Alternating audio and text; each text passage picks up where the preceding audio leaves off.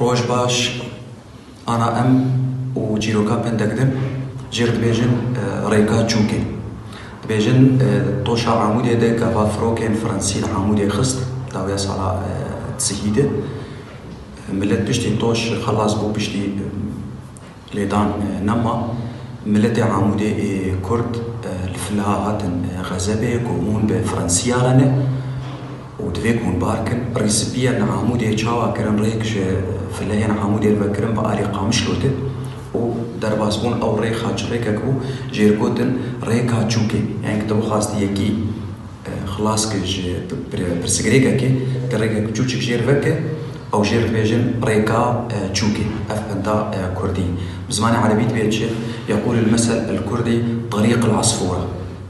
فمن أين أتى هذا المثل؟ قصته تقول بأنه عندما في نهاية الثلاثينيات عندما قصفت الطائرات الفرنسية مدينة عمودة بعد أن انتهى القصف، فإن أهالي عمودة قالوا لمسيحي عمودة بأنكم وقفتم مع الفرنسيين، ولأجل أن لا تحدث هنالك مشاكل كبيرة قام وجهاء عمودة بفتح طريق لهم للمسيحية عمودة لكي يتجهوا باتجاه قامشلو، وتم تسمية هذا الطريق بطريق العصفور أو طريق العصفورة. عندما تريد أن تخلص أحدهم من مشكلة تفتح له طريقا صغيرا بالكاد يمر فيه.